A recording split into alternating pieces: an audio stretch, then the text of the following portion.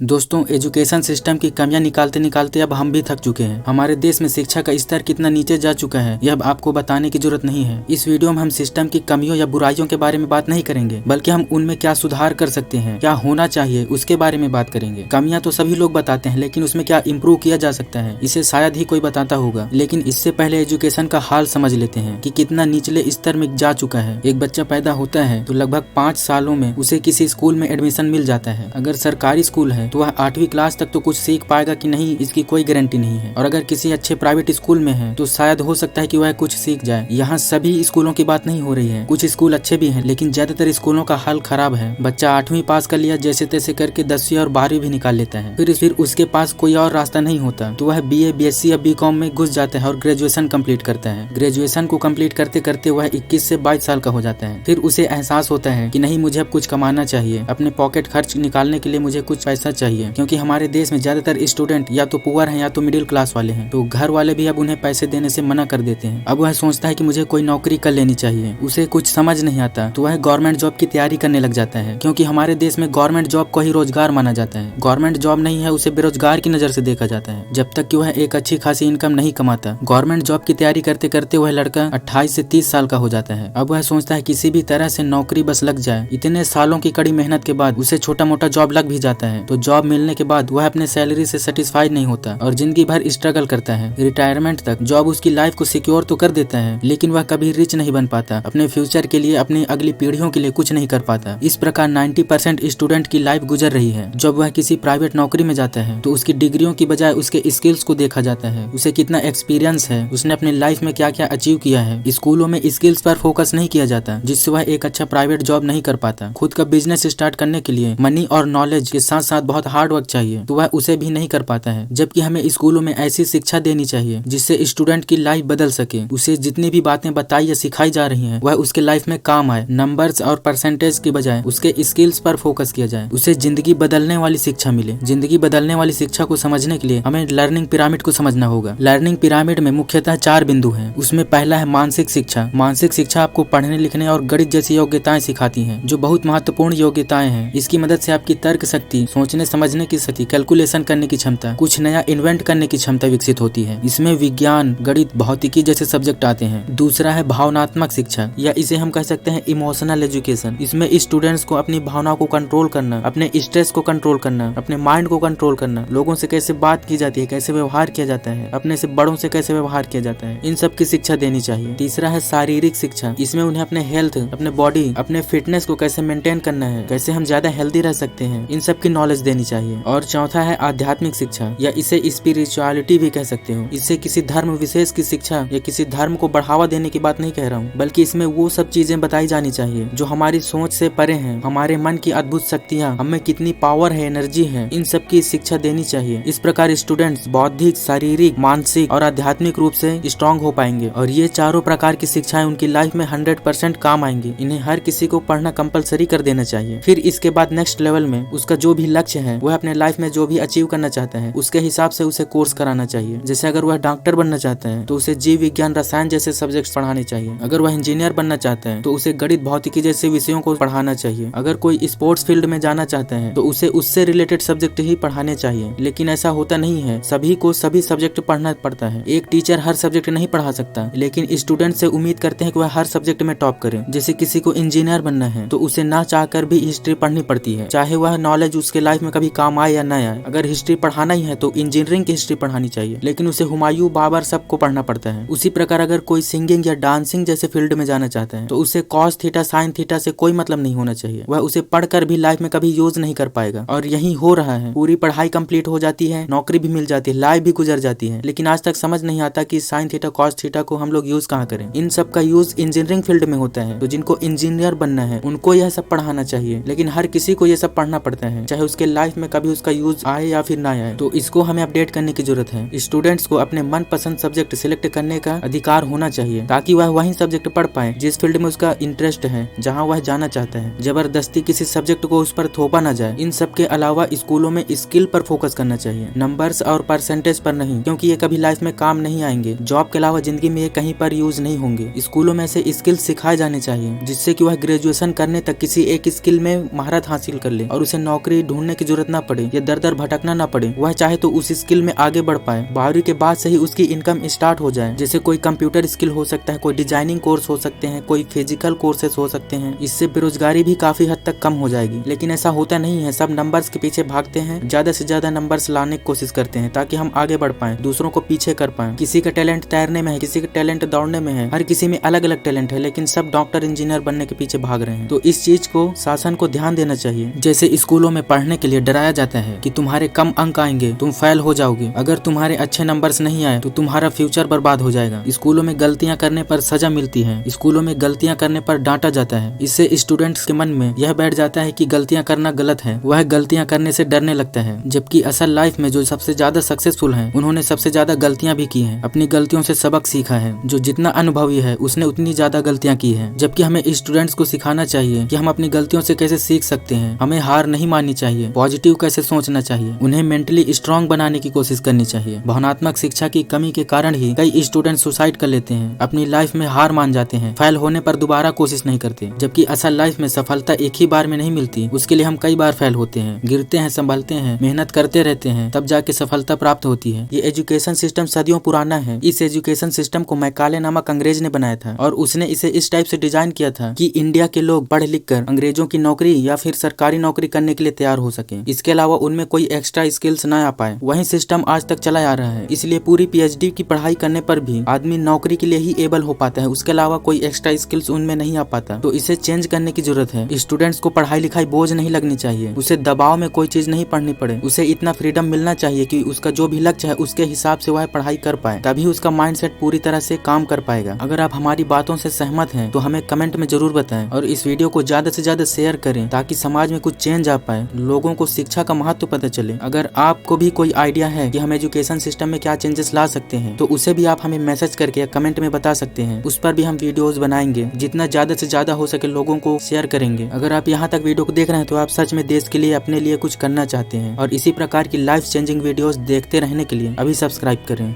Video को देखने के लिए आपका बहुत बहुत धन्यवाद।